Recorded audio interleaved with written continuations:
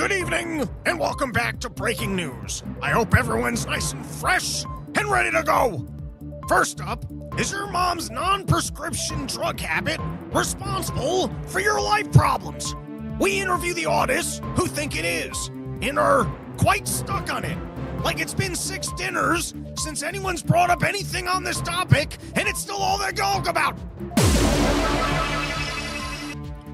Next, the white Christian Pope speaks to white Christian voters about the importance of blessing blocks of ice and voting against climate change, reminding everyone that a male voting public rooted in Christian ideology can help us combat climate change and bring more socialism into the world. With recent reporting that Bob Mendes got suckered by his wife, who was working for Epstein, we take a look at the rogue Epstein sluts and the bribery scandals they're working on now. Next, we interview Don Lemon, who explains his method for declaring things facts.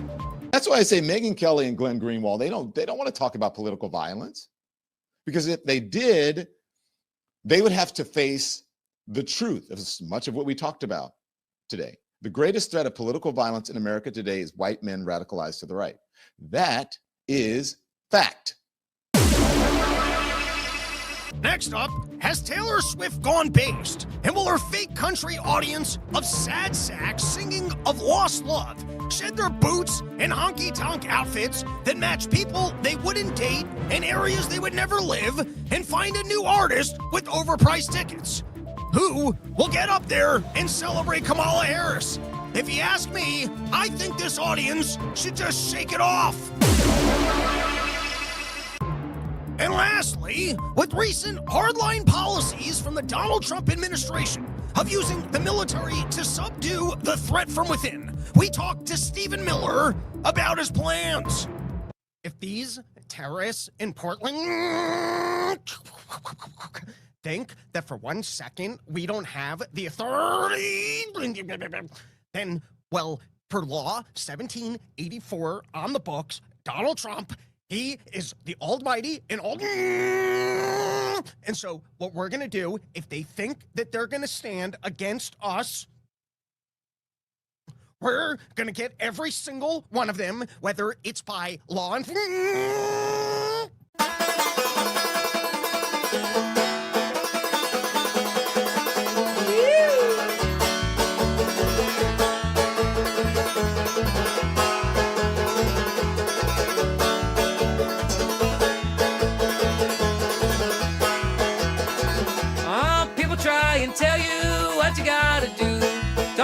listen to them unless you think it's true. Follow your heart and your dreams. Follow your heart and your dreams.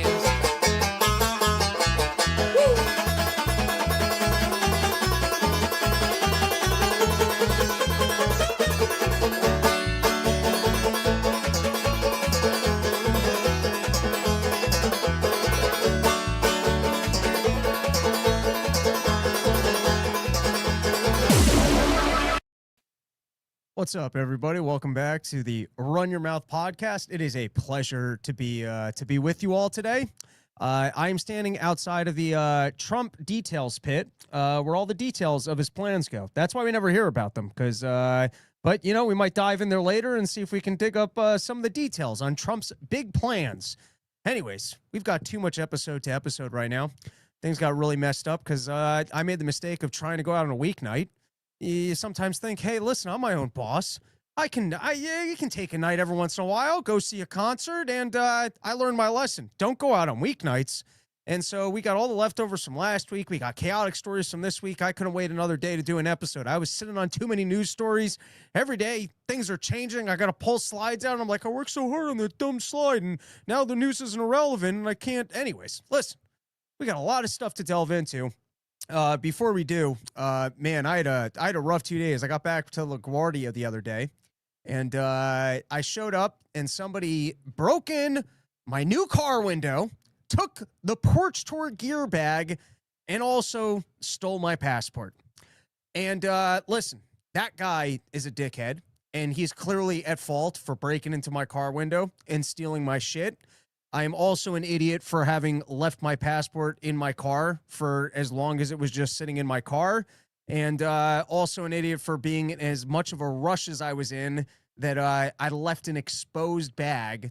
And now I'm experiencing what I would like to call the ADD Ponzi scheme, where because of your ADD, you overlook some small detail, and it's not like a lazy or dumb decision. You just keep, every time I'm out in the city, I would open up my glove compartment, go, shit, I still have my passport in here. That's going to be a problem. All right, I got to remember to take that thing in. And then I never would. And then I was rushing off to the airport because I had a very short week.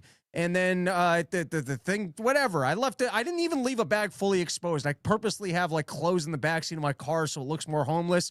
I'm on a busy street and right next to the airport. But anyway, son of a bitch, he broke the window. Now I'm just driving a car with no windows on it. That's not a good time. I gotta buy a new porch tour gear bag. Also not that big of a deal. The passport, very, very annoying. And, you have just a couple of these incidents happen. You're like, where's Trump with the military on every corner? At what point can we just have the digital IDs so I don't have to remember passports and passports? I don't have to remember passwords anymore. I have so much ADD. Sometimes I keep trying to reset a password, and after like 4 attempts, I just give up, and I'm like, you know what? I'll file that paperwork another time. Anyone else have that much ADD that by the time you get a password reset, that's about as much energy as you had for the boring activity that you didn't want to do, and then you move on?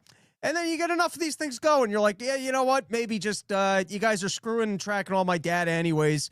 Maybe just, let's go with the minority port system where you scan my face once and that's the end of it. I don't really mean that. I'll prefer contending with my own ADD. But, all right, I got a couple of thoughts after this incident took place.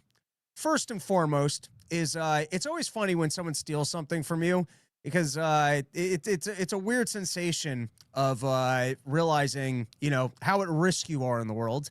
We all like to just pretend like there's good, honest folks out there. I've heard of people, I just leave my door open. I just leave my car open. You guys are wondering why I'm always checking locks all the time. And I open up my car door, and at first, just like everything from the side compartment is strung all over the car. And I'm like, was I rushing out of the car? What was I looking for that I tossed all this garbage all over the place? And I was like, why is there even so much garbage in my car? And then I was like, nah, this looks like someone was in my car. And then I look over to the right. I'm like, yeah, they shatter the window. And then I was like, all right, well, then there probably wasn't much in here worth grabbing. I was like, nah, there was that passport. And then I opened up the middle compartment, and just to mock me, not only did they clear out that entire compartment, they took it out of the Ziploc bag and left me the Ziploc bag. You got to give credit to, taking the time on a smash and grab to really mock the person who you're ruining their day and leaving them the plastic bag that they don't need.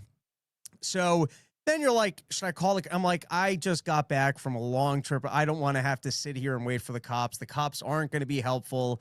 I'm going to go home and go spend the next 2 days making sure that I have 2-factor authentication on everything, and updating all my passwords, calling up the banks, because my social security number, it already exists on the internet. You know how often I get a letter from some business being like, oh, we're sorry, but we sold all of your data to the dark web. But don't worry, because if you want to take the time to file this paperwork, we will pay for the monitoring service so that you can get updates on all of your information being on the dark web. So I was like, I gotta actually take some time. I got to make all the phone calls, got to add passwords, I got to add security questions. But I did just have this thought about the cops and criminals, which is, not even for me. Like, the situation's annoying. I got to deal with getting a new passport. I'm going to have to fly all weekend now with just my regular ID because I never got the real ID. Same thing, the biometrics. I prefer the passport card. Hopefully TSA doesn't rate my butthole too much. There's a medium amount that I'm okay with. But, just hopefully they don't get too deep in there, all right? Just if they need to caress the outside and do whatever gets them off so that they can go, then you're safe to fly. And they feel like all of us giving them the $30 was money well spent because there were a couple people that didn't get the real ID and so they caressed their buttholes. I understand. Just not too deep of a raping. And so I already forgot. Now I'm just thinking about my fantasy of the TSA gently molesting my asshole, and I forget what I was talking about. I was talking about not calling the cops. But it's a little bit outrageous that we live in a society, and I know some of you guys are in conservative states. You're like, we don't have these problems. That's a New York City thing. That's a Queens thing. But it's insane to think that if you were to call the cops, that you don't trust that they'll actually do anything. And I'm standing on a street now, and I clocked this. I just looked around. Every home on this street has Ring cameras in front of it. So you would think if you were to call the police and let them know there's some asshole out here who's smashing people's windows that are parked on the street and they're stealing passports, they might actually take a day to catch that guy, because who amongst us in society wants vandals walking around that are smashing into people's cars and taking shit out? You would think instantly, like it wouldn't be like that thing in The Big Lebowski where they make the joke to the guy like, sure, we got a whole team looking for your briefcase with underwear in it. Like you would think if someone actually reported broken car window, they would actually put someone on it for a day. They maybe go to some of the neighbors, they pull some security footage, and they could for sure catch a person. But you just know that they're not going to do it. And then you just start you're like, what criminal organization can I partner with instead? Because now I'm dealing, I got glass all over my car. I still haven't cleaned that up. 6 months from now, Dave's going to get into my car. We're going to be going to a gig. He's just going to hear some crunch. Like, what was that? I'll be like, yeah, I was eating chips. I left too many chips. There's no glass up your ass right now. Those are a couple chips because I left the bag there. But you're almost like, could I have just paid the guy instead? What would have who do I have to pay on the street for protection? Which I guess is using the lot. I guess I'm just describing actually paying for the parking lot, which I'm going to have to start doing.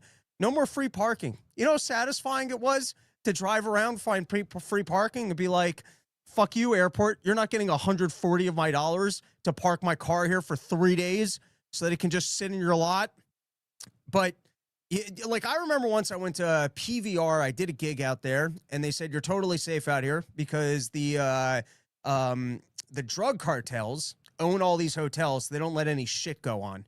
And you're like, why can't the mafia that we're partnered up with here of the United States government have a police force that's like that, where they're like, it's bad for business if people can't park on streets because they're smashing car windows and snagging passports?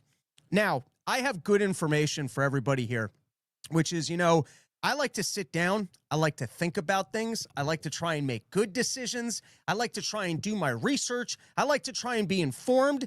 And I'm here to tell you that if you're a person that just flies off your seat of your pants, you just go with your instincts, you waste no time doing research, you're doing your life right, and I am doing it wrong. Because I had a passport card, which is what I use, and then I have the passport. And when I'm going to cancel the passport, I'm doing all the research. I'm trying the Twitter Gronk. I'm on the State Department website. I'm everywhere. I'm doing all the research, and everywhere I'm reading is if you're canceling one, you're canceling the other. And when I'm going to cancel the passport book, while I still have the card, it asks me for the passport number. And I'm like, the thing's missing. Why would I have the number? And I'm like, oh yeah, the two things are linked. So I pull out the passport card. I put in the passport card number. And then I notice I get an email from the State Department. And then I do more research. Apparently, you got to fill out a police report, which I didn't want to do. And I get an email from, I think it's the State Department. Might be the United States Passport Services. I don't know. And in bright red lettering, bolded in the middle of the email, is letting you know that this is confirmation of your of you filling out the form, letting them know. But you will receive a different email actually confirming that your passport was canceled. I should have brought up the specific line, but literally got a normal email, and then in red, bolded, you have a line. And so I called them up, shocked. Shockingly, they actually answer their phones. And the guy tells me, he goes like, oh yeah, that line's misleading. If you reported it, then it's canceled. I don't know why they put that in there. And you're like, well, I don't know why they do it either. And then I ask him about the airports. He goes, well, if you got the passport card, you're still good. I'm like, well, is there any way that we can actually find out if I canceled both? I'm not sure if I canceled both. And he goes, well, you can email this other department, but they're not going to get back to you for 4 months. And I'm like, well, that's not really going to help me. And then I got off that call and I put together that I hadn't actually even canceled the passport and I'd only canceled the passport card. And talk about, because like everything before that, I wasn't really at fault for. Like, I guess I could be more organized in my life. I could better hide if I'm leaving things in the car, not let it be at all exposed. I mean, guy might have smashed into the car anyways. I could have, like, the little ADD things that because of the society we live in, you got to ramp up your OCD, triple, doubled, quadruple check. You need to spend a couple hours every day organizing all the shit so you're not just leaving risk on your plate. I mean, the amount of little things that this is bringing to my attention that I have to actually deal with so that people don't just steal my shit. But anyways, I don't know what the last point I was trying to say was. Oh, I'll tell you one last thing that happened, though, which was I mean, it amused me at least. Oh, yeah, on that one, that was rough because then it was like the icing on the cake that I'd done the time to like research it. And then I was at fault for another thing, which is I still would have had the passport card and been fine to travel. And now I have to have my asshole gently caressed by TSA agents as they do expanded security. All right, here was the last thing, though, was so now, you know, I had to spend a whole day changing passwords, calling up things, enhancing security, making sure that all the websites I use that I don't have the two-factor authentication turned on for, that I actually do have it turned on. And I called up Chase, and at one point, they put me through to, like, the advanced security line. And then they said, all right, we're going to text you now. Just read back these numbers. I read back the numbers, and the line just went dead. And, oh, my God, the panic attack I had in that moment. I felt like, dude, I don't know Jason Statham. I don't know the beekeeper. Did I just call some random number? Did they hack my phone and give me the wrong number? And then I called up and they're like, yeah, we don't even know what happened. And I was like, man, none of this is making me feel any better about this situation in any capacity. All right. Anyways, that's enough of the shenanigans that I encountered this weekend. Now we can get into some news. However, for the sake of some accuracy, and listen, the intros are not always the most accurate. But, you know, after I spent all the time putting it together, I did have a couple retractions that I'd like to make. Firstly, on the Stephen Miller thing, I was watching a couple, and I just had the idea to do that joke. I don't know that the setup was accurate in any capacity. I don't know where I got that line from of the threat from within. I think Vance made it out in Europe, so I don't know that that's actually a Stephen Miller line. Yeah, the guy, listen, they're saying some crazy shit about going after domestic terrorists. But you get what I'm saying. I don't know that that was an accurate intro.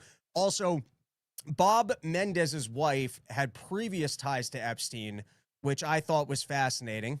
I don't think she had, I don't even remember in the article, like exactly what they were, but there's something weird about having been with Epstein, seeing bribery scandals, then going out into the world, trying to find a new powerful man that you could latch onto, finding some fat guy, giving him some pussy, then forcing him, you know, having the guy chase you into marriage, and then being like, all right, being with the senator is not enough. I can grift this. And then making all the introductions, and you got a guy who otherwise might have been an honest senator who got suckered by a lady who saw a little bit too much of the Epstein power and what goes on with other nations and how you can start bribing people and wheeling and dealing. But anyways, the way I framed it might have been accurate. And then lastly, I did need to trash the Taylor Swift fans, but there was definitely a highlight clip I saw at some point in time from LOS where Dave made a joke of someone's thing, title of the song. I don't know. Loose enough. I think it's okay that I borrowed it from him. All right, that's enough of that. Let's take some comments. Let's get into the episode. Brought to you by YoKratom.com, home of the $6 kilo. Only place in the entire world where you can get an entire kilo of Kratom for just $60. And I already see Algorithm is in the comments, very excited by my TSA butthole talk. And I'm sure he's got questions about my wiener and where he can get together and dock with me. You know, it's a lot of fun in the chat. One other thing, one quick news story.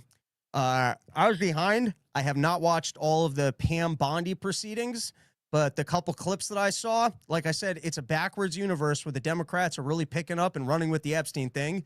And I don't know. I'll go to the comments in a second. How many of you guys are starting to think that maybe Trump's Epstein involvement is a little bit more than just they used to hung out at some point in time? Because the story we were working with beforehand was that he was probably just trying to protect pals, or there was a loose enough affiliation in there that it was bad press for him. But as they really seem to try and bury this story, are any of you guys starting to think that maybe there was a little bit more involvement there? You also had that Freudian slip from Mike Johnson, where he said that he was actually an informant against Epstein. But we'll go to the comments in a second. That's all, you know, there's no, how far into the Trump details pit do you think you got to go before you see whatever his Epstein plan is? But Pam Bondi was basically up there, and from what I saw, it was a lot of, I know you are, but what am I? I know you are, but what am I? Oh, you think we're corrupt, but you did that thing. You want us to look into that thing? Already what I saw, and like, I had said that it sounded like the story with, the border, Tom Homan taking $50,000 in cash just sounded too outlandish. But the way that she handled that couldn't have sounded shadier, where she would not answer any question other to say somebody else reviewed it and said that there wasn't enough to prosecute, and just refused to answer any questions.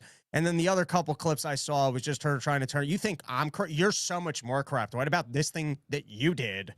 All right, let's take some comments and then we can get into the news. Start with John Popick. Our mafia hates us. They want more illegal immigrants instead. Could be. John Popick also was saying, how dare you advocate for digital IDs? Yeah, I don't really mean it, but you know, at some point I forget every one of my passwords all the time, and you got to deal with your ID, and you're like, can we have the military on every street corner so my car's not being broken into? But also, I'd rather deal with that once a year than government tracking everywhere I am and telling me where I can't go, and that there's a virus out there, and if I don't get some new vaccine that some corporation doesn't have liability for, I can't go there. So I agree with you. Junior, definitely more than what appears with Trump and Epstein. Fair enough. Algorithm, I'll read one of yours. Want to go camping, DocFest 69. Okay. You know, I don't know. Maybe if you just keep putting it in there, you'll wear me down. Rogiax, I'm still not sold on Trump diddling kids. I think he's using it to blackmail people. All right. All could be. All right. Let's get into it. I got a bunch of random news stories. Today's theme is that for the most part, on all these storylines, this is the most I've ever felt like I don't actually know what's going on. So here's the scoop on what's happening out there that people are talking about. I don't know that I have great clarity on any of it, which is somewhat, and I think it's funny that now even the news just goes, you know, Trump said this wonderful thing, no details were given, or all the details are murky. But with that introduction, we can delve in. First, this is already last week's news about the government shutdown, of which the latest I'm seeing, it seems like the Republicans are going to fold, and it's important to the Republicans to undo the little bit of spending cuts that they did in the giant bill, which really just only expanded spending. And even, I guess, the Republicans are going to fold on getting health care to the illegal immigrants. Now, it's amazing how much homework you got to do. I wanted to dig into that one. Here was my takeaway, because it's shady on both sides. The Republicans are trying to say that it's very important to the Democrats that there's funding for illegal aliens within our country. And then they were trying to say that's absolutely not true, and Medicaid already doesn't allow coverage for illegal aliens. And so what actually was happening was the Republicans were saying they were going to cut the full reimbursement for state Medicaid or for some state health care if they were granting coverage with their own programs to illegal aliens. So it's somewhat true on both sides. Medicaid does not currently give, from what I understand, Medicaid does not currently give coverage to illegal aliens. However, states will provide coverage to them. And if the state's going to cut back on funding that they're giving to you because it's making more healthcare funds available that you guys can then afford to give healthcare locally to illegal immigrants, then that is somewhat them trying to shut that down, and the Democrats advocating for more funds in their areas that they can afford to do it. But it's not direct federal funding for it. Same problem in the hospitals, whether or not hospitals cover for it. But anyways, let's get into some of last week's news stories about the government shutdown as they play the blame game. First, this is, I guess, from the New York Post. Affected agencies should now execute their plans for an orderly shutdown, Vought wrote in a memo. I love that. Just, you know, when they start getting this is not a drill. I repeat, we are shutting down. All employees have to finish filing their paperwork. Burn bags must be deposited into the proper area. Please leave class and materials in safer locations. No Epstein files should leave the building. This is not a drill. You are not being paid for your work, but you need to continue coming in, and we need an orderly shutdown. of your very important job that may or may not remain after the shutdown, which, of course, that's the Donald Trump claim, is that he's actually going to fire all these people. And this tweet so encompasses Donald Trump to me, because we'll read it first and then I will comment. I have a meeting today with Russ Vaught, he of Project 2025 fame, to determine which of the many Democrat agencies, most of which are a political scam, he recommends to be cut, and whether or not those cuts will be temporary or permanent. I can't believe the radical left Democrats gave me this unprecedented opportunity. They are not stupid people, so make this their way of wanting to quietly and quickly make America great again. President Donald J. Trump. And so you got two pieces of information here. One, if there are Democratic agencies that are working against the will of the American people, and you can look at this on the easier side of they're just scamming us. There's all sorts of money being spent that we don't have on things that we don't actually need, or we're actually sending all sorts of money that's basically just going to advancing socialism or war or other causes off the books that we don't have an interest in.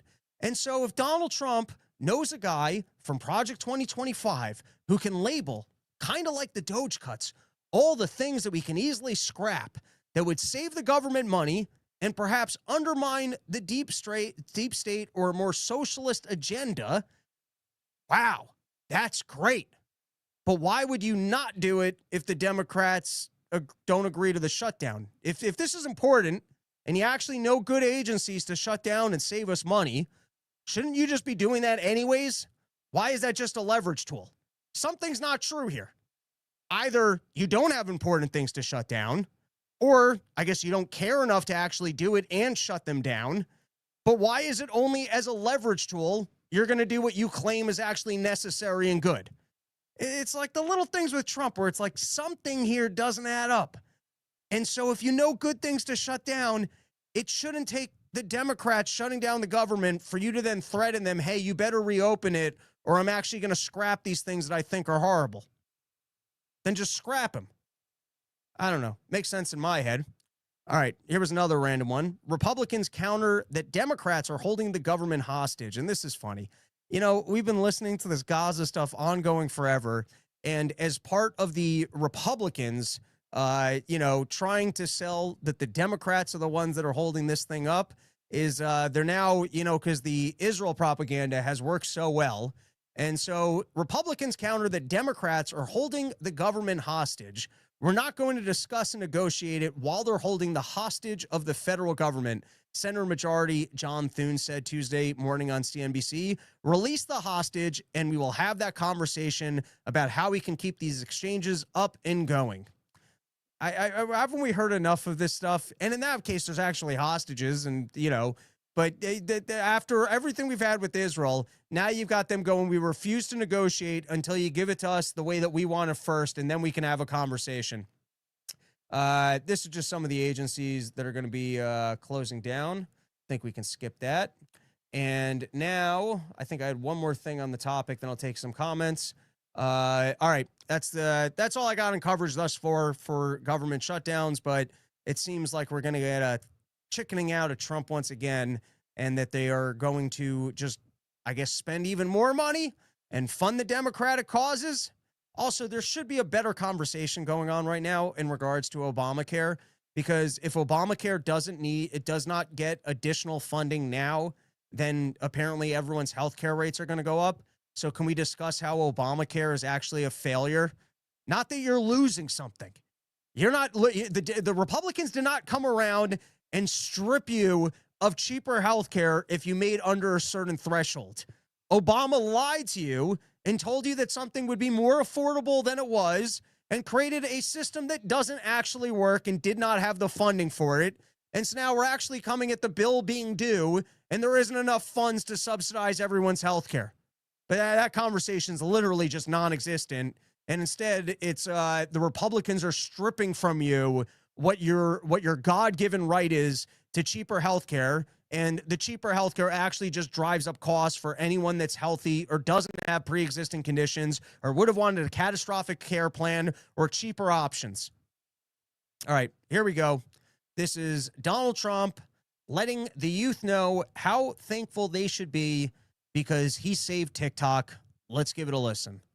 To all of those young people of TikTok, I saved TikTok, so you owe me big, and now you're looking at me in the Oval Office, and someday one of you are going to be sitting right at this desk, and you're going to be doing a great job also.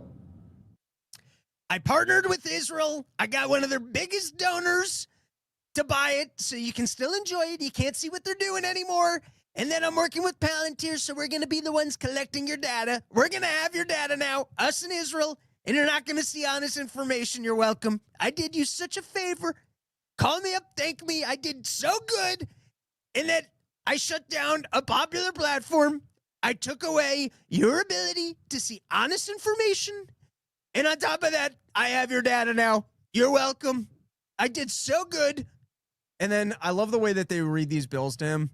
Is it's like straight up old school coming into the king. I've talked about this before, but I just love the proceedings of him sitting there and they present him with the bills, bring in the trumpets, get the whole king setup going, the royal setup. I love these. Let's give it a watch.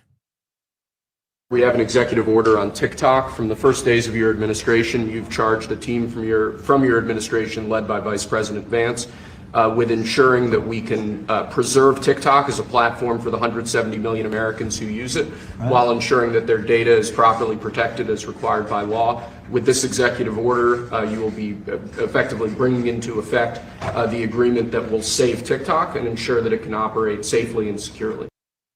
All right. And then, I guess I did this a little bit out of order, but here's some more information on the shutdown. This is from Twitter. Gronk. October 1st, shutdown begins, furloughing 800,000 federal workers, about 40% of the civilian workforce, halting non-essential services, and delaying economic data releases like the September jobs report. And I guess there's two things that I find amusing about this. The first is the amount of federal workers, 40% of them fall into the category of non-essential services. Seems like we could be saving ourselves some money. I also just think it's funny that while Donald Trump is combating bad job reports and bad job datas, he gets a bit of a bailout here of the reporting agencies that would be giving us that information are no longer available to give us that information. And then one more on this, how the media covered it. This is, I thought I looked through this again. We're going to talk about this later. I don't understand anything about the Pfizer deal. I guess if Donald Trump worked out a deal for cheaper drug prices and he wants to celebrate it by calling it the Trump site and you can get cheaper direct prices, maybe. I don't know if it's good or bad. I think we're all so upset with Pfizer over what happened with COVID, and that Donald Trump celebrating his good relationship with Burla is more annoying than it is something to feel good about. But I guess if Donald Trump figured out a way that actually brings down some prices for some people that doesn't have other negative externalities, I guess wonderful. The one thing I just was highlighting is, once again, by highlighting the uncertainties of the Murky Pfizer deal, which he's got to be, I just don't remember any other time when you're trying to cover these things where there's just no information about how anything's going to operate. All right, here we go. Disastrix. They close the parks and monuments, nothing else, only the stuff that people kind of like to keep, so the pressure's on us, not them. Oh, you take away things that you like. So you go, man, I really want this government open. Look how much this sucks if the government's closed. Johnny Popek, Donnie Boy is great at running the Zog machine. And then Algorithm is still working up the chat, trying to get everyone on board with his vision for docking. Send me an email, robsnewsroom@gmail.com. Why don't you put a face to the name, and why don't you tell us what this docking vision you have, because maybe we're just not sold because we don't see it. Maybe there's some fascinating spiritual journey that we could go on if we all docked our penises together, and I'm just not seeing it.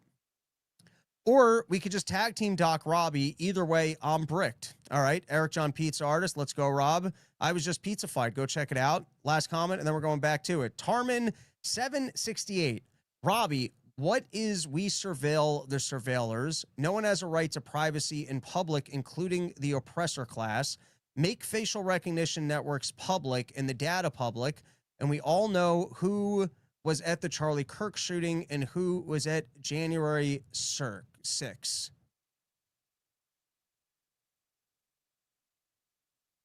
There's a lot there. I'd have to think about it, but yeah, I mean, if there's government cameras on these areas, I'm all for making all the January 6 government cameras public. And I guess if there were public cameras at the Charlie Kirk thing, the internet does seem to do good sleuthing, and to make those videos available, I would agree with. I don't know if we could force the college to give up their cameras. And I definitely think someone needs to answer for what that camera was before, behind Charlie Kirk. All right. Before we get into some cherry-picked tariff information, let's plug our other loyal sponsor, Sheath.com. Guys, you've been hearing about Sheath for a long time. And if you haven't stepped up your underwear game yet, and you haven't felt the incredible miracle of the smooth sheath fabric between your legs, so you don't have to have chafe city from your fat thighs, you don't have to feel your balls dangling, you can have everything nice, neatly placed away in a separate compartment so you can go on enjoying your life. You don't have to be fixing wedgies. You don't have to be fixing your balls. You can have everything nice, protected, secured, and feeling good and comfortable. Doesn't that sound like a nice time? And all you got to do in order to have that fine sensation is support one of our sponsors and go to Sheath.com, use promo code RYM, and get yourself 20% off the greatest underwear that's ever graced the balls of man. All right, full transparency, I am cherry-picking bad tariff stories because there are a couple stories that I saw last week that seem to validate some of the predictions I made about why I don't like Donald Trump's tariff plans. This is not a full economic study of all the ins and outs of the tariffs. It doesn't give you the full picture of how they're working out. Doesn't tell you about new jobs that it's created. So I'm sure there's all sorts of people giving testimonials to the new factory job they have thanks to Donald Trump. Guys, I'm not actually doing the Zero Hedge podcast anymore, but I did some great ones with David Stockman and Gene Epstein. If you want some of the real dirty deets on that, you can go find those. But here is some stories from last week that I think if you were into the tariffs, you might find alarming, and you might find validated some of the claims I was making when the audience first contended that they preferred Donald Trump's socialism and, the central planned economy from Donald Trump to create more factory jobs. And the problem with socialism is that sometimes you need more socialism to mask the bad consequences of the policy that you tried to institute. And so you go out there and you try and intervene in the free markets. You try and create winners that don't naturally exist in the current business landscape. And sometimes with the little tweaks that you make, you end up harming the people that you supposedly would like to represent. And then you got to figure out what you can do to help them out. And aside from that, this is also something that I said was that I believe that there's a lot of bigger companies, bigger organizations with the ability to lobby the government. And so larger corporations will be able to get Donald Trump's ear and they will get carve-outs, and smaller businesses that don't have quite the same resources, ability to lobby, or the ability to, just withstand losses of not being able to do business planning because you don't know how the policy is going to change in 10 minutes and you're one guy just trying to run your business. I think that this creates a bad environment for small businesses. There's a lot of complaints that we've made, but along the lines of negative repercussions as you try and go out there and implement policies for more American factory jobs. Keep in mind, service industry and construction pay better, and there's more money available for them if you don't make the price of goods more expensive. But putting all that to the side, this was from the Wall Street Journal. Trump says he wants to give aid to struggling farmers. And so the conversation now is basically on a big old bailout for soybean farmers, because in reciprocal tariffs from China, you've got these people who grow all this crap, and now they got nowhere to sell it, and they're losing all their money. And Donald Trump's, he's here for government jobs, And, if the tariffs are actually just costing people jobs, now he's talking about just handing over a bailout to the people that aren't making the money, which just seems like another central policy planning decision to spend more money, taxpayer money, to mask the problems of that. Now there's a product in the market that nobody wants to purchase at current prices. And I guess we're going to subsidize the people that make that product to continue making a product that now, because of the changes he made, nobody wants to buy or need. And I'm not saying I want the farmers to suffer or that farmers shouldn't be allowed to farm. I'm just saying that if you're going to now subsidize people that are losing money because of the tariff policy, you're going to end up with more things that the economy doesn't actually need. And you're going to create incentives for, people that are good at paperwork at pretending like they got a loss. Also doesn't change the policies that now these guys can go ahead and make their profits. It's just, all right, well, I envisioned that if I tariffed everybody else, you're going to end up with more factories at some point in time. I don't know when those factories are coming or how they're coming. And then the result was actually harming current operational businesses. And so central planning will just spend more money to try and mask that problem. Yet a similar thing, this is also from the Journal. And like I said, these are cherry picked. It's not the full rundown of all the tariffs and everything. But this is from the Wall Street Journal. Big pharma unfazed by Trump's tariffs, but small biotechs face vulnerability. And this seems like more of the same. Firstly, I did an episode with Mike Shedlock, and I think he broke down that if you wanted more drugs actually manufactured in the United States of America, you just have to change the tax laws, which is the reason why they make them everywhere else, is because Ireland gives them favorable tax treatment. And so it seems like you don't need much government intervention other than to leave the business alone and let them actually make the product here in a profitable fashion. But now you've got the large corporations are figuring out their workarounds. I believe the scheme is that they're promising to build factories. They're not currently building them. They don't currently have American jobs, but I think they're being let off the hook as long as they already have something in development, which, I guess if you're a small business doing research and development or smaller lab work with specialty drugs or whatnot, you're going to get crushed out of the market. But if somebody can apply to Donald Trump and say, hey, I'm going to build a factory down the line, well, then, you know what this does? It's tax loopholes. It favors the liars or the people with good enough lawyers for workarounds, while smaller businesses and producers can't exist in the landscape, and so they just get priced out. But it's from the Wall Street Journal basically saying that the larger pharmaceutical companies are going to be able to get around this. This is from the New York Post. Here's how Trump's new pharmaceutical furniture tariffs could hit Americans. So this was just one paragraph from this article that I thought was more on this topic. But if these rates do take effect, a 50% tax on kitchen cabinets and bathroom vanities could cause homeowners to delay renovations, according to Dr. Wayne Wingarden, senior economist fellow at Night Leaning Research Tank Pacific Research Institute. You're dealing with housing affordability, broad affordability issues. If people want to redo their bathrooms, well, now that's going to be a lot more costly. If you're going to put a tax on sinks, kitchen cabinets, bathroom vanities, you're going to get people purchasing less of them. So this would highlight that anybody in America, any honest American that has a bathroom or other house remodeling job, as prices go up, people are going to have less money available for these kind of projects. The actual items that they will need will be tariffed and they will be increased in price. So you're both going to have homeowners unable to improve their homes and build the value in their homes or enjoy nicer homes. And you're going to lose all the jobs of the people that could have supplied that labor. But hey, they should be making those kitchens in America, right? And when are they going to do it? I don't know. But I don't know. Maybe if they promise that they're going to make the factories in America down the line, then Donald Trump will let them off the hook.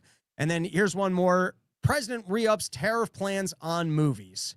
President Trump said Monday he is slapping a 100% tariff on films made outside of the U.S., reiterating a threat he made earlier this year against the movie industry. Our movie-making business is being stolen from the United States of America by other countries, just like stealing candy from a baby, Trump said on his social media. Trump, who did not provide details on the tariffs, of course, no details, but we're going to do it. And listen, you guys will still be able to run your businesses and you'll be able to plan, even though I'm telling you that movie you're making over there, you might not be able to actually sell it over here. But good luck figuring out this year whether or not you can film, you can start scheduling a film production out in Europe because it's cheaper and the setting makes more sense for the movie you're going to make. And then all the marketing people and actors and everyone else that will still make their money. How does anyone going to get any business done? Oh, I'm going to tariff the movie industry. Actually, I'm not going to tariff the movie industry. You know what? I am going to tariff the industry. And here's none of the details so that you guys can actually figure out what I'm doing. I was reading a different article, by the way, ADD. I was reading a different article in the Wall Street Journal about the situation out in Hollywood and how you got these people that have been working on shows literally for 30 years, like all like the backstage people, like director of photography, just like people that have had cushy jobs making $100,000 a year that for the last 35 years they've been working out in Hollywood and they've had decent jobs.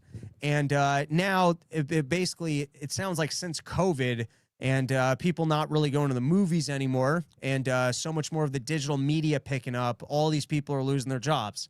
Now, in a way, these people are my competitors, and to whatever extent, you know, the entire Hollywood industry that was never going to hire me, was never going to back me, was never going to give money for my projects, this whole thing disappearing, it's not like they were doing me any favors.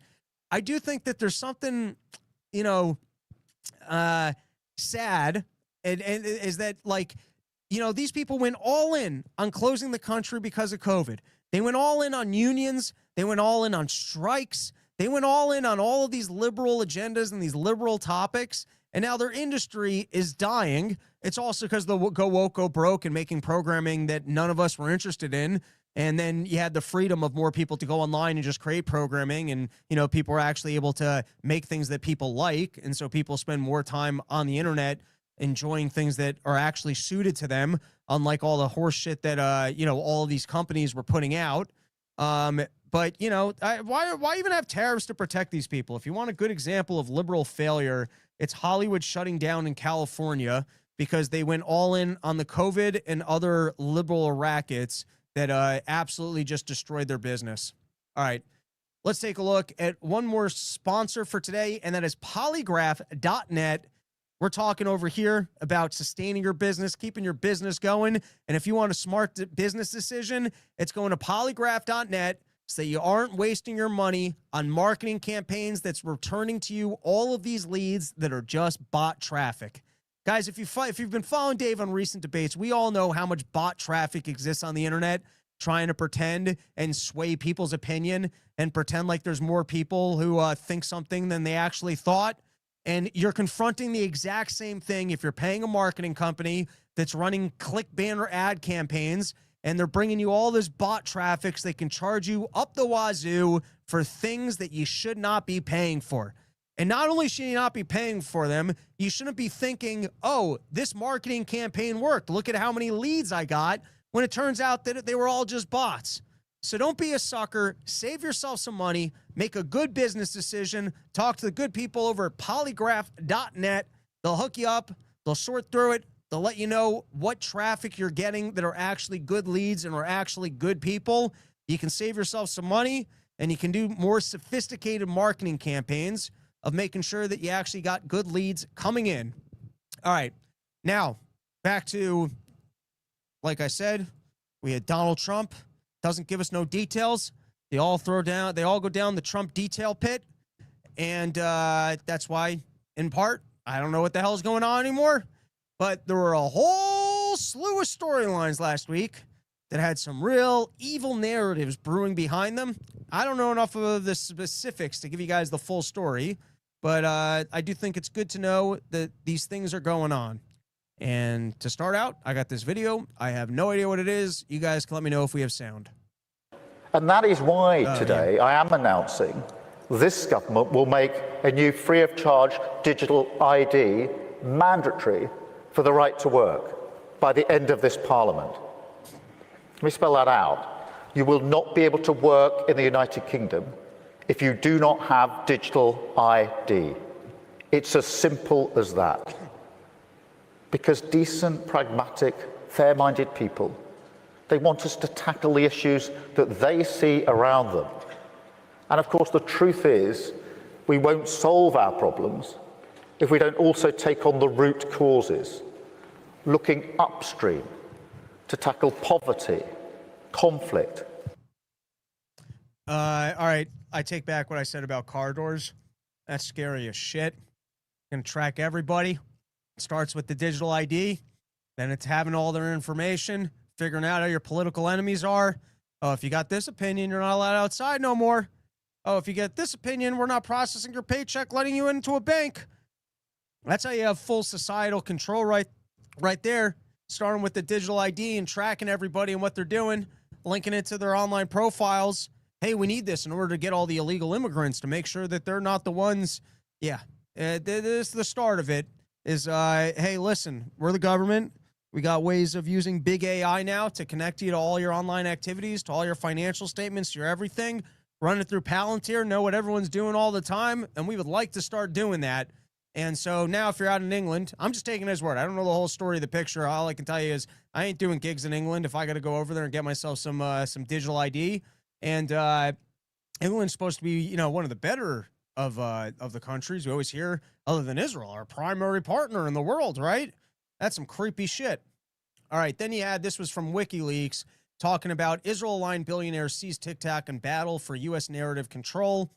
And so I'd already mentioned this earlier in the show with my Trump joke, but Larry Ellison of Oracle is the one who's buying WikiLeaks. And I believe that he was initially backed by the CIA in creating Oracle, and he definitely engages in government collection or data collection that he shares with the government. And he also makes private donations to the IDF.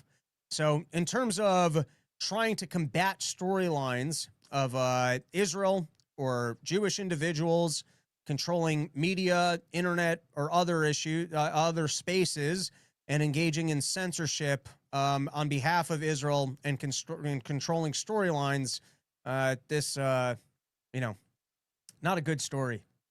But hey, kids, you can continue to scroll on TikTok. This one I will get into. I've done 2 episodes on Palantir so far. I did one on the Run Your Mouth podcast with Clint from Liberty Lockdown, and then I also did one on my Zero Hedge podcast with I'm sorry, it was like 2 months ago, and I'm forgetting the name. Famous. Anyways, if you want more information on Palantir, I spoke to 2 people who have done a lot more on it. But all the Peter Thiel Antichrist stuff, I'm just seeing more of it. I've heard other people talk about it, but I'm seeing more of it, and I got to dig in. And I think in this case, it was saying Peter Thiel, a billionaire funding AI and defense tech, claims regulating artificial intelligence would hasten the Antichrist's emergence, which I don't understand. Firstly, someone's got to define who exactly the Antichrist is. Like, it's just positive and negatives. We got a Christ out there, and so there's an Antichrist who's working against Christ. And then I guess it depends on what the regulation of artificial intelligence is, because if it's private actors, you know, I like innovation, and I think if government steps in to regulate an industry because they think that private individuals are going to so figure out AI, they're going to beat them to singularity or whatever, we're probably going to lose out on some good private businesses and some good technological developments. But if he's talking about states' ability to create laws against government tracking us or government's use of artificial intelligence, as to in what way that's going to help and has the Antichrist been around this? I don't see the Antichrist. The Antichrist has been around the whole time. And now if someone steps in and tries to regulate artificial intelligence, the Antichrist is what, going to boost, get out of is it in some like cell somewhere and it's being contained, but this is going to uncontain it? All right, a couple more, and then we can call an episode. Trump orders crackdown on domestic terrorists and escalation of a campaign against political rivals. We got to keep our eye on this storyline of the Trump administration labeling things domestic terrorists and then potentially stripping freedoms or censoring information because it's bad for Israel or bad for him. It certainly is a bit of an authoritarian look and something that we were complaining about in the Biden administration when it came to January 6th and all of the floating of terminology of people being domestic terrorists. And then this was from today.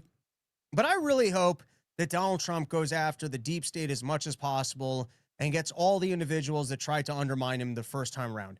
Even if Trump turns out to be bad in the second run and Trump run amok, turns out we didn't like him because the tariffs aren't great and the war support's not great.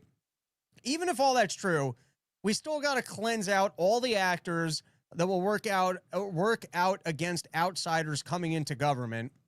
And so the latest claims from Chuck Grassley and also, I'm bad with names sometimes, is that, well, they were claiming that the FBI was hacking their phones as a part of Jack Smith's case against Donald Trump. I believe what they were doing was actually collecting metadata, which is still bad. I guess that includes who you're making telephone calls and who you're talking to. It was Josh Hawley.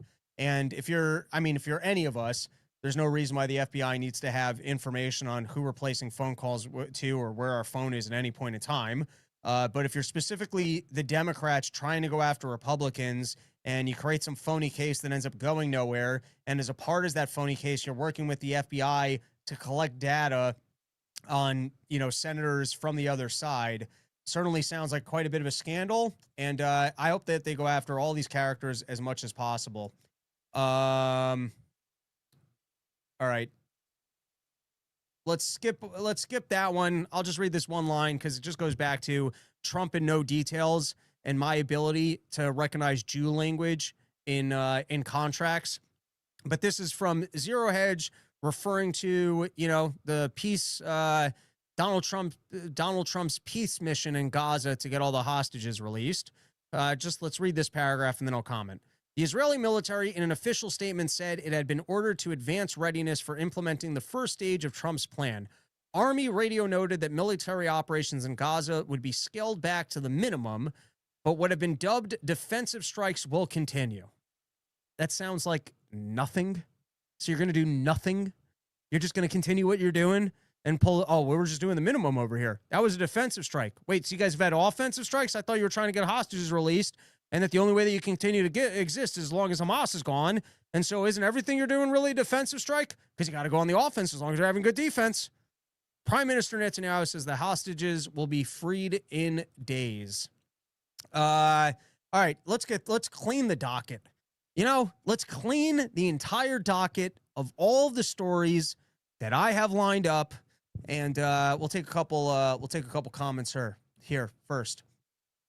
John Popix, are they giving illegals a digital ID from the country of origin or I don't know.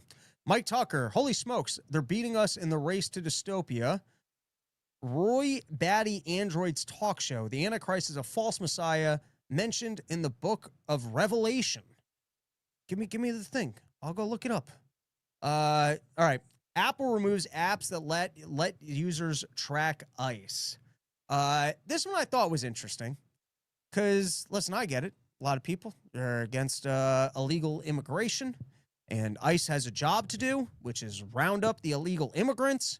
And I guess if people are using technology to notify other illegal immigrants of where or when law enforcement is there, you would say that that's a danger to law enforcement and that's a danger to their mission. How do you guys feel about this? Like on my phone, I dodge tickets all the time because my phone lets me know where cops are on the highway. And if in the future, let's imagine there were people enforcing these digital ID cards.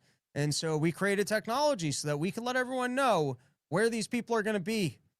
I don't know. How do you guys feel about this one?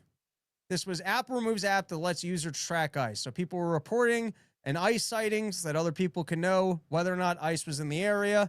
In this case, we might agree, or you might agree, I'm not sure I agree, with the mission of ICE. But I feel like there should be some room for the cat and mouse game of the cops. They got to do their job, and then we got to try and live our lives. And so in this case, Biden shouldn't have let all these people into the country, and we should create an incentive structure where they're better off leaving. And we should figure out what the proper level of illegal immigration actually is. and the government should do this really weird thing called govern.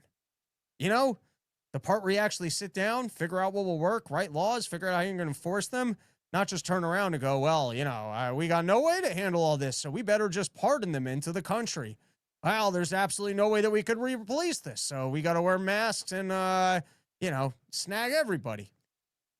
Anyways, I kind of feel like there should be some room for potential technologies that we can use that possibly would be rather good for us allowing to have freedoms. And so in this case, you know, it might be blatantly illegal activity that criminal illegal aliens are using so that they can continue to stay illegally in this country.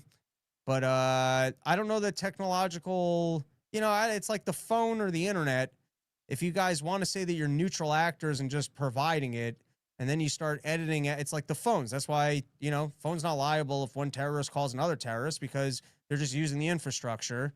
Once you start policing the infrastructure, you are kind of editing the infrastructure. But I'll leave it there. I got mixed feelings on it. Let's go. Adam Choit, what are you going to eat after the stream? Snack, a meal? I will definitely be eating dinner. And I don't know what that dinner will be. I had a hamburger for lunch. So usually I eat 2 meals a day or 3 meals a day and then some snacks along the way.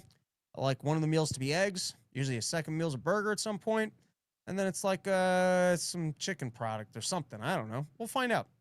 Adam Choit goes, I'm asking the hard-hitting questions. I'll be off topic. No, sandwiches are always relevant questions.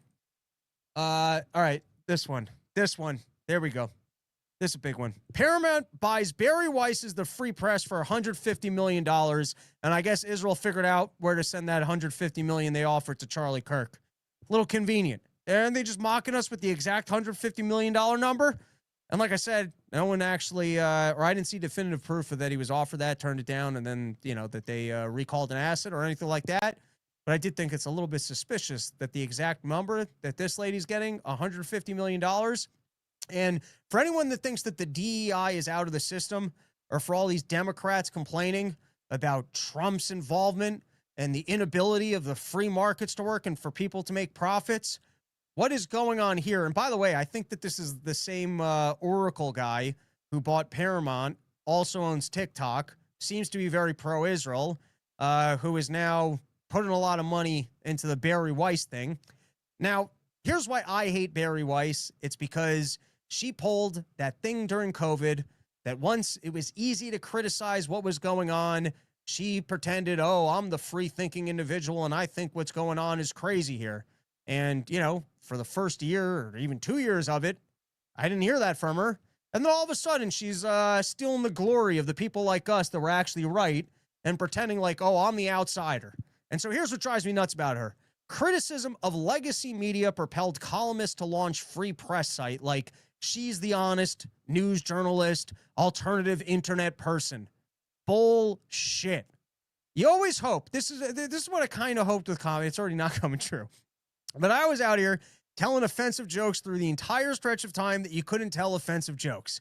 And I kind of hoped that when the wheel turned and all of a sudden you could go back to telling offensive jokes, when all of a sudden you have like what I saw at the beginning of open mics, not really leather jackets. We'll go with like the leather jacket, just telling overly offensive things because it's like, in their opinion, rock and roll and cool, but they're just total posers because if all of a sudden the environment changed, they'd be the first ones to go, oh, I'm making a joke about how much I love gay people and I have depression. And then if the market changed again, then they would have a new outfit and a new this. And so you kind of hope that if you just stay in your lane and you're true to yourself, then when the wheel turns and people actually appreciate the rogue, honest, fringe, outside, you know, news. I don't really consider myself news and journalism, but you get what I'm saying.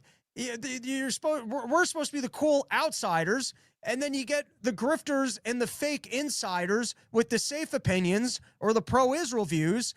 All of a sudden, you know, you get your pro-Israel billionaires buying the things up and slapping a lot of money on it, and then even the Wall Street Journal will refer to you as the outside critic of legacy media, as if you're really anything different. David Ellison, that's the guy's name. All right, and then we can make this the last topic for today. President escalates campaign off boat strikes. I have no idea what is going on outside in Venezuela, but it does seem like Donald Trump is gearing up for some more war activities. Hey, listen, we can't have drugs coming in from Venezuela. Everyone else, fair game. We're not going after Mexico. We're not going after anyone else. But if you're out there in Venezuela, and it's only about the drugs. It's got nothing to do with who's running the country, and we don't want to overthrow the country. It's just we're real concerned with the drugs. But it does seem like they're escalating for some more war activities, which obviously, why would any of us be into that? Should we do more slides? You guys game for more slides? There's still 326 people hanging out. And I got one more. Like I said, let's clear the whole docket and let's see what this is. All right. This is a good one. So you had Greta Thunberg went in with a bunch of boats, her aid flotilla. And, once she gets to Gaza, Israel picks her up. There's been reports that once they were picked up, they weren't treated all that nicely. And then you've got Ben Gvir, who I think is one of the more extremists. So, not a representation of the whole country, not representation of the entire government. But I'm going to read to you because it's in Hebrew. And not that I speak Hebrew well enough to translate it, but, there is the captions here. So I will read it to you, and then I will comment. Here we go. These are flotilla terrorists. These are terrorists. Look at them. תומכי רוצחים, אגב, האוניות שלהם נמצאו קרחנה שלמה. הם לא באו באמת, לא למשט, לא לעזור, אלא הם באו בעד עזה, בעד הטרוריסטים. אלה טרוריסטים. הם תומכי טרור. מה זה פה? All right. Now, the problem with that is that I don't think any of us think that Greta Thunberg's a terrorist. Okay? We might not like Greta Thunberg. Certainly hated when she was on her whole spiel about we're going to all die tomorrow unless we support the World Economic Forum and we go back to the Stone Ages and commit to a lifetime of poverty and destitution and let people die because we don't use electricity and we don't continue to grow our economies because of this thing called carbon and we have to pay for carbon. So I didn't agree, but I didn't call her a terrorist then, and she's certainly not a terrorist here. And when you take people that nobody thinks a terrorist and you're willing to declare that they too are terrorists because they support terrorism, even though they say they're on an aid mission, I don't think anyone thinks they were there to bring arms to Hamas militants. And so if your definition of terrorism is this loose, I think you kind of showcased to everybody on all the other claims that you're making that perhaps those are a little bit crazy and inappropriate too.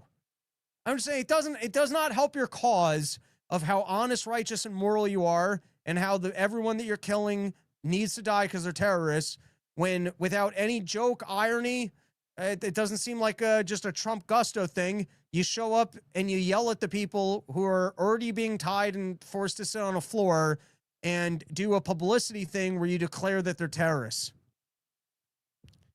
I have John Popik saying that nobody can hear me. Did my audio cut out at some point, or are you just messing with me? Well, anyways, I guess that's the show.